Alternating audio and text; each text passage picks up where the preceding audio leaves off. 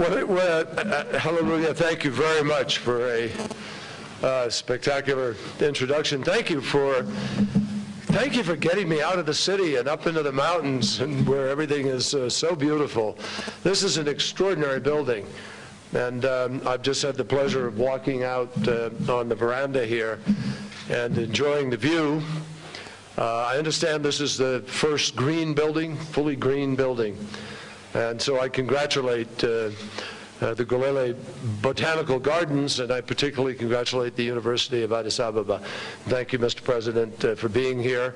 And thank you, all of you, for trekking up the hill to join me this morning. I saw a couple of donkeys out there. Did some of you come on the donkeys? But a lot of buses and cars, and I'm very, very appreciative. It's really good to be back in Addis. And I want to thank the Prime Minister and the Foreign Minister Tedros and Prime Minister Hailemariam for a very generous welcome, and I want to thank them particularly for their terrific support in efforts not just with our development challenges and the challenges of Ethiopia itself, but also the challenges of South Sudan and the challenges of Somalia and the challenges of leadership on the continent and beyond. I was here last spring to celebrate the 50th anniversary of the African Union, and it was an appropriate time to take note of the meaning behind the AU's significant emblem, the red rings that remind us all of the blood that was shed for an Africa that is free, and the palm leaves that remind us of the fact that the blood was not just shed for freedom, but it was shed for peace. And then the gold that symbolizes the promise of the natural resources and the economic potential. Today, as I come here to this hilltop, it's important to understand how we will fulfill the promise of still another symbol of the African Union's crest, the interlocking rings of green that embody all of Africa's hopes and dreams. These are the dreams that I believe absolutely can be realized if we are, all of us together, prepared to make the right choices. And it is a matter of choice. There's no predetermined destiny out there that pushes us in a direction. This is up to the will of people and the will of leaders. We need to make certain that we grab the choice that seizes the future, and we need to refuse to be dragged back into the past. I have absolutely no doubt that this can be an inflection point for the new Africa, a time and a place where Africans bend the arc of history towards reform and not retribution, towards peace and prosperity, not revenge and resentment.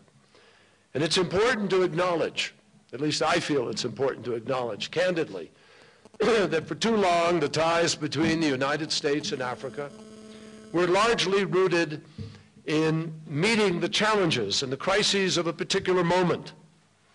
But we're discovering that at the beginning of the 21st century, we both want a lasting and more grounded relationship, one that is not reflective, but visionary and strategic. And for many Americans, Africa was too long a faraway place, a destination for philanthropy, an occasional and harrowing image on the TV screen of starvation and war, a place of distance and some mystery. The fact is that today, Africa is increasingly a destination for American investment and tourism, that African institutions are increasingly leading efforts to solve African problems. And all of this underscores that dramatic transformations are possible, that prosperity can replace poverty, that cooperation can actually triumph over conflict. But even as we celebrate this progress, we are also meeting a time of continued crisis. Conflicts in South Sudan, which I visited yesterday, Central African Republic, Mali, the Democratic Republic of Congo, the events that we've just seen in Nigeria. These are among some of the things that are preventing millions of Africans from realizing their full potential. And in some places, they are plunging the continent back into the turmoil of the past. Now, some things are absolutely certain as we look at this panorama. Africa has the resources. Africa has the capacity. Africa has the know-how. The questions that Africa faces are similar to those that are confronting countries all over the world. Do we have the political will, the sense of common purpose to address our challenges? Are we prepared to make the hard choices that those challenges require? The continent's course is ultimately up to you. It's up to Africans. But we firmly believe that the United States is Africa's natural partner. One thing we know for sure, the United States can be a vital catalyst in this continent's continued transformation. And President Obama is committed to that transformation. The United States is blessed to be the world's epicenter for innovation. Africa is home to many of the fastest growing economies in the world.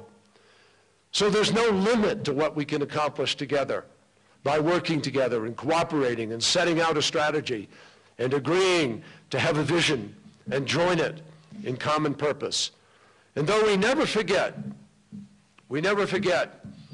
how our first ties were forged in some of the darkest chapters of human history, we still start from a strong foundation. Now, I'm sure that some of you have seen that in your travels, hopefully across the United States, whether it's little Senegal in Los Angeles, or the Somali community in Minneapolis, or the Ethiopian community in Washington, D.C. Africans are making American culture richer and our economy stronger and contributing to the future chapters of American history. It's time to make sure that we build on this deep connection. It's time that we take these connections to the next level by investing in the future of this continent. And when we know, as we do, that Africa will have a larger workforce than India or China by 2040, then it is time for us to get ahead of the curve, to invest in education for the vast numbers of young people and the increasing numbers of people demanding their part of that future. It's time to build a more open exchange of ideas and information that leads to partnership and to innovation. President Obama's Young African Leaders Initiative, I had a chance to meet a number of them. They'll be coming to Washington in August. YALI is designed to harness this energy. And it's one example about how some of these efforts are already well underway. YALI is bringing leadership and networking to thousands of young people across the continent. And I'm very, very pleased that many of you who are here today are participating in YALI, and that 4 of you will come and join us this summer as part of the first class of the Washington Fellowship for Young African Leaders. I was particularly impressed, frankly, by one of the stories of these young women, Heleta Gede. Perhaps it's because Heleta is a prosecutor, and I used to be a prosecutor in my early career. But she graduated from Jimma University, which you all know is one of the best schools in Ethiopia. And the fact is that she had her pick of any lucrative job that she wanted to do, right here in the capital. Instead, she chose to represent women and children who were victims of violence. And when Heleta saw how many widows went bankrupt after they lost their husbands, she began a campaign to educate women about their legal and financial rights. Just consider what Heleta has witnessed over the course of her young life. She spent her first years in a nation traumatized by famine. Today, Ethiopia is one of the world's fastest growing economies. Since Heleta arrived on the first day of school, the number of democratic governments in Africa has tripled. Since she left high school, banking assets have more than doubled. And since Heleta graduated from university, Africa's telecommunications market has doubled in size. She has already lived a remarkable life, and she's doing amazing work here in Ethiopia. What's more remarkable is she is one of the many young leaders across the continent who are proving their mettle by taking on some of the toughest challenges. So this is clearly a moment of opportunity for all Africans, but it's also a moment of decision. Because it's the decisions that are made or the decisions that are deferred that will ultimately determine whether or not Africa mines the continent's greatest natural resource of all, which is not platinum, it's not gold, it's not oil, it is the talent of its people. Africa's potential comes from the ability of its citizens to make a full contribution, no matter their ethnicity, no matter who they love or what faith they practice. This continent is strong because of the diversity and the dynamism of the people. The nations in Africa, like nations all over the world, are strongest when citizens have a say, when citizens' voices can be broadly part of the political process, when they have a stake in their nation's success. Over the next 3 years, 37 of the 54 African nations will hold national elections, including 15 presidential elections. Millions of Africans will be going to the polls, selecting their leaders in free and fair elections. And that will have a dramatic impact and show the world the power of this moment for Africa. These elections, I promise you, are vitally important, but elections cannot be the only moment, the only opportunity for citizens to be able to help shape the future. Whether a citizen can engage with their government, not just on election day, but every day. Whether or not they can engage with their fellow citizens in political discussion and debate and dialogue every week, every month. These are the questions that matter profoundly to Africa's future. The African Union is working to answer yes to all of these questions. Good governance, democracy, and the right to development, these are enshrined in universal rights, and the African Union's charter represents that and reflects that. The AU has also gone to great lengths in order to highlight the corrosive effect of corruption, both in the public square as well as corruption in the marketplace. To the AU's great credit, they have reported that corruption costs Africans tens of billions of dollars, if not more. And that money, every one of you knows, that money could build new schools, new hospitals, new bridges, new roads, pipes, power lines. That's why it is a responsibility for citizens in Africa and in all nations to demand that public money is providing services to all, not lining the pockets of a few. And that is why it is so important for all of us, everywhere, in our country, in your country, and elsewhere, to fight against public corruption and corruption in the marketplace. Our cooperation is essential in order to protect economic growth that is shared by everybody, in order to provide opportunity to all individuals in Africa. And as you well know, fighting corruption is difficult. It takes courage. It sometimes has its risks. But fighting corruption lifts more than a country's balance sheet. Transparency and accountability attract greater investment. Transparency and accountability create a more competitive marketplace, one where ideas and products are judged by the market and by their merits, and not by backroom deals or bribes. That is an environment where innovators and entrepreneurs flourish, I promise you.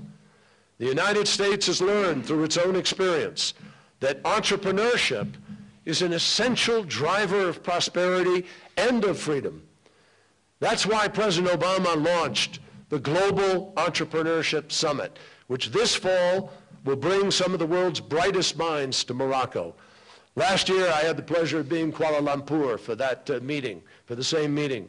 And I was stunned. There were 15,000 young people screaming like they were at a rock concert or something, all challenged by the prospect, excuse me, by the prospect of themselves becoming or being the next Steve Jobs or the next Bill Gates. It was unbelievable to feel their energy and enthusiasm. And they're all connected. All these kids are connected. Everybody shares everything with everybody else in the world all of the time. And that changes politics, and it changes business, and it changes perceptions. It changes hopes and dreams and aspirations. And every political leader needs to be tuned into that reality, because that's what we saw in Tunisia. That's what we saw in Egypt. That's what we're still seeing in Syria, where young people came out asking for a future. We want to make certain that every country can provide young people the ability to be able to take an idea and turn it into a business. And we know beyond any doubt that the places where people are free, not just to develop an idea, but to debate different ideas, to transform the best ideas into a reality, those are the societies that are the most successful. Now, this success, it's not a mystery, and it's not something that is hard to achieve if you make the right choices. This success is possible for all of Africa. This new Africa is within everybody's reach. But a new Africa will not emerge without becoming a more secure Africa. In too many parts of the continent, a lack of security, the threat of violence, or all-out war prevent the shoots of prosperity from actually emerging. The burdens of past divisions might not disappear entirely, my friends, but they must never be allowed to bury the future.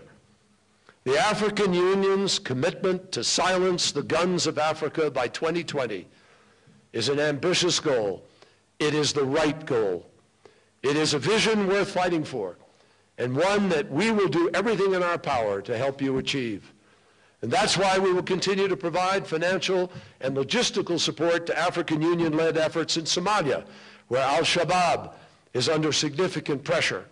That's why we will continue to support the African Union Regional Task Force against the Lord's Resistance Army, where LRA-related deaths have dropped by 75%, and hundreds of thousands have returned to their homes. And that's why we're working to strengthen Nigeria's institutions and its military to combat Boko Haram and their campaign of terror and violence. And let me be clear, the kidnapping of hundreds of children by Boko Haram is an unconscionable crime. And we will do everything possible to support the Nigerian government to return these young women to their homes and to hold the perpetrators to justice. I will tell you, my friends, I've seen this scourge of terror across the planet, and so have you. They don't offer anything except violence. They don't offer a health care plan. They don't offer schools. They don't tell you how they're going to build a nation. They don't talk about how they'll provide jobs. They just tell people you have to behave the way we tell you to, and they'll punish you if you don't. Our responsibility and the world's responsibility is to stand up against that kind of nihilism. And that is the reason that we have committed up to $100 million to support AU and French forces in Central African Republic to push back, as well as $67 million in humanitarian assistance. It's why we support wholeheartedly the framework peace process and the leadership of Angola and of 10 other African nations to resolve the root causes of the conflict in the Great Lakes. Through our special envoy to the Great Lakes, a former senator, a friend of mine that I appointed, Russ Feingold, the United States has been supporting the burgeoning dialogue that is now taking place, and we've already helped to broker the demobilization of M23. We stand ready to support all efforts that help the parties stay on a peaceful path. Yesterday, I was in South Sudan. I was there at the birth of the nation, at the referendum. I know President Kiir. I know the hopes and aspirations of the people there. And I saw yesterday how a nation that once had a hopeful vision for the future can be challenged by old grudges, degenerating into violence, by personal ambition, by greed that gets in the way of the hopes of all of the people. I expressed my grave concerns to President Kiir about the deliberate killings of civilians on both sides of the conflict, and he agreed to embark on negotiations to form a transitional government that can lead the nation back from the abyss. I congratulate him for his willingness to do that, and I look forward, as the world will, to watching him lead the nation back from this abyss. I also called the former Vice President, Riek Machar, and I urged him to do the same, to come to Addis Ababa in the near term and to engage in these direct talks in order to move South Sudan to its rightful future. If both sides do not take bold steps to end the violence, they risk plunging South Sudan into greater desperation and even famine. And that famine could be right around the corner if we don't turn the corner ourselves in the next days. They will completely destroy what they claim they are fighting for if we do not make a difference now.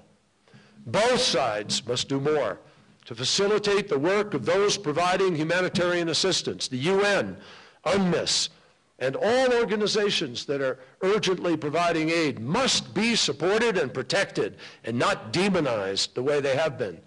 Once again, African nations are all working hard to try to forge a regional solution through the AU Commission of Inquiry and IGAD, the monitoring and verification mechanisms. And in the days to come, I will continue my personal engagement with both sides, and it is imperative that both sides abide by the cessation of hostilities agreement and implement it as fully as possible. The international community must stay committed to the people of South Sudan and see them through this time of incredible difficulty. Preventing new conflicts also requires coordination to confront the causes of conflict, including food insecurity and famine, and obviously poverty.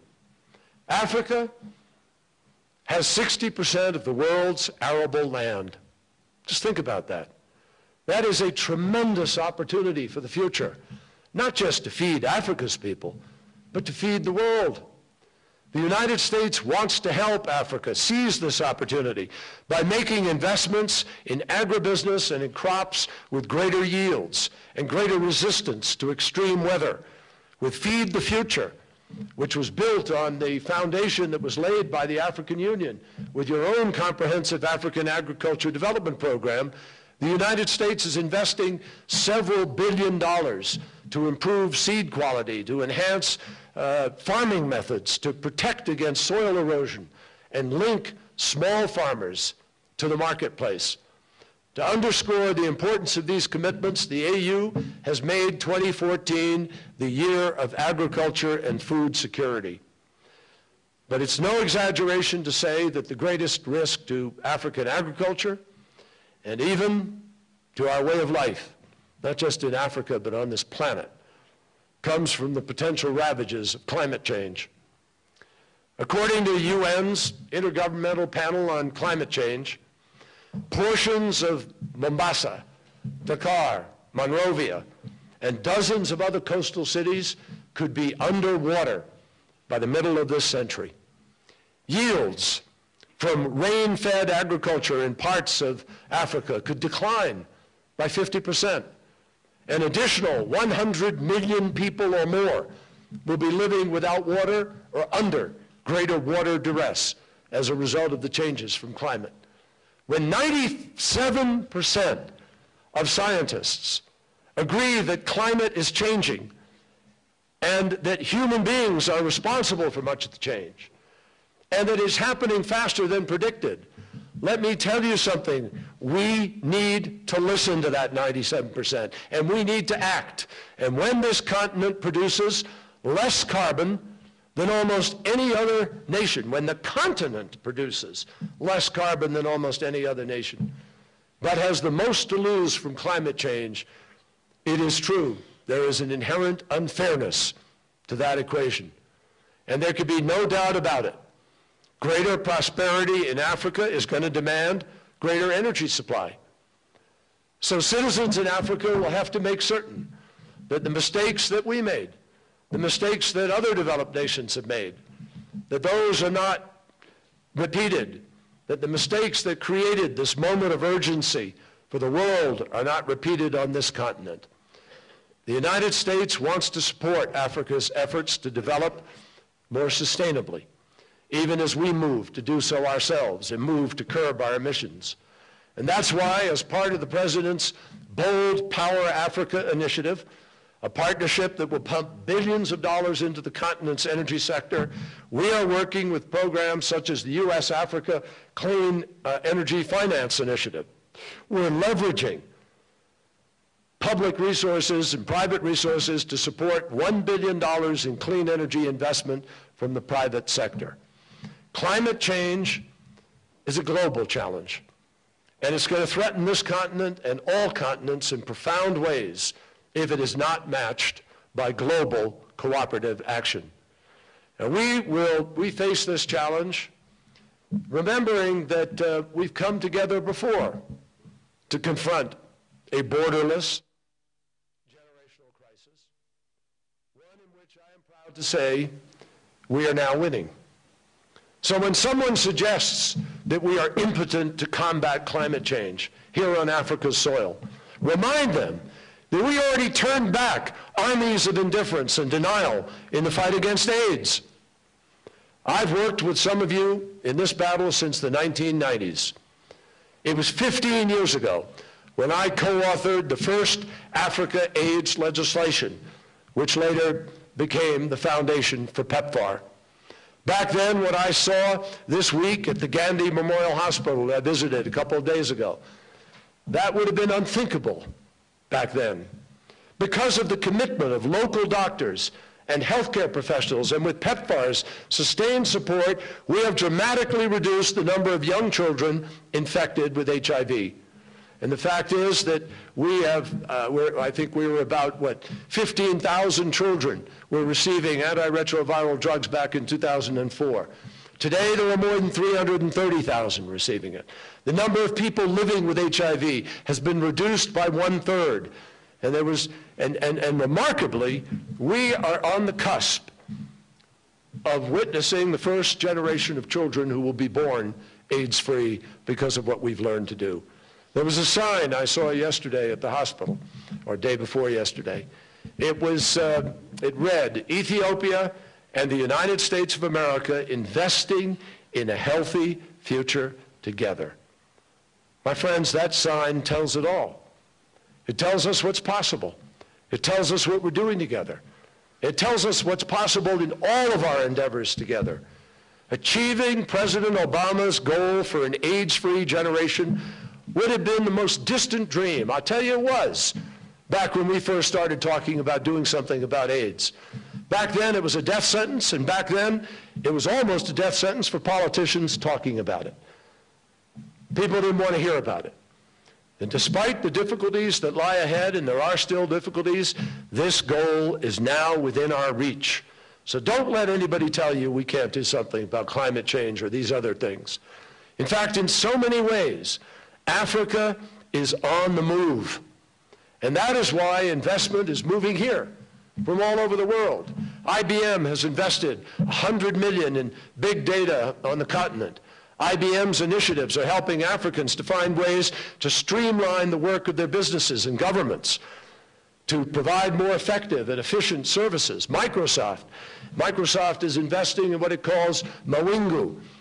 Mawingu, the Swahili word for cloud, to develop cloud computing and storage in Kenya that can be expanded to additional African nations.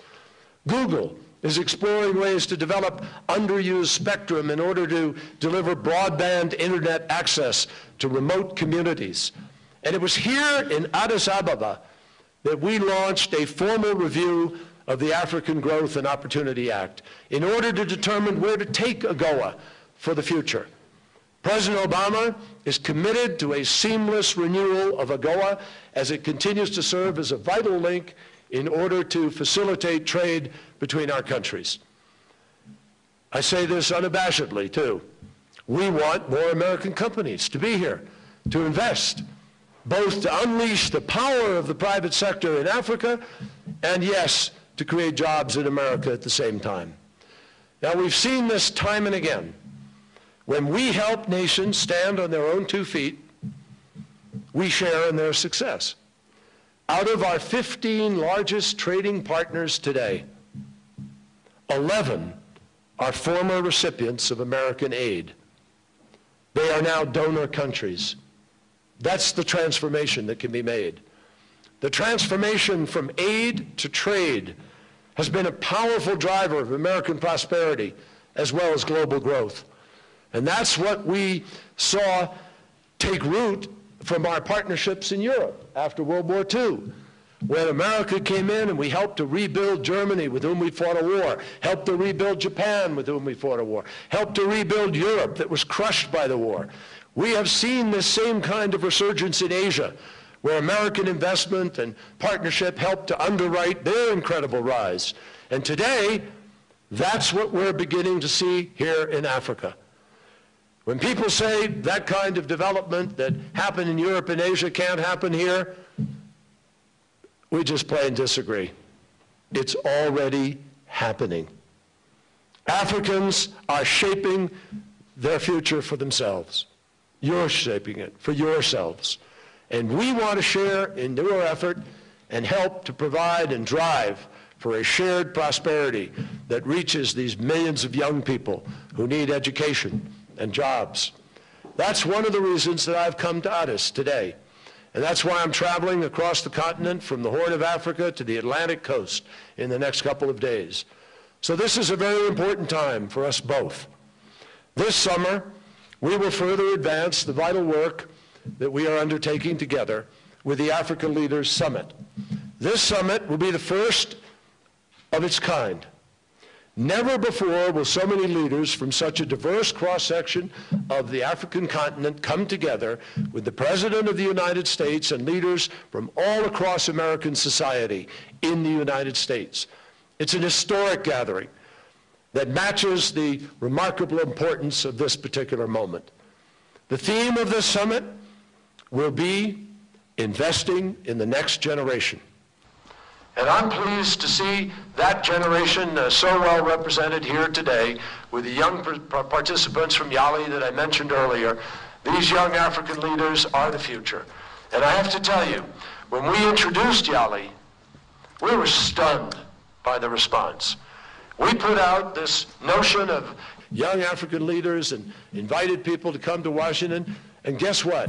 50,000 young people responded and applied to be part of this program. We could only take 500.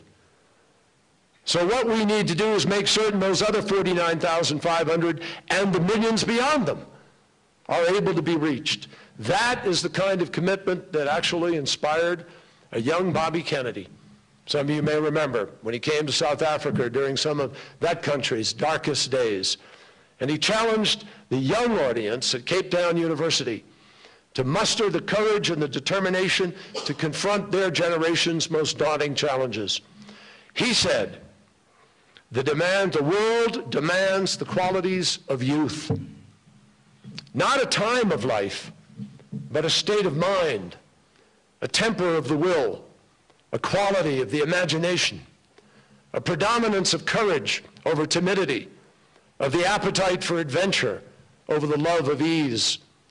It's that spirit, it's those qualities, it's that appetite that I guarantee you will propel the next generation of Africans to tackle today's greatest challenges. And as they do so, the United States of America will stand beside them, bound together by a shared future, a common purpose, and a shared destiny. So I say to you, thank you. Almasi Guna Lu and Galatomu. Thank you very much. Thank you.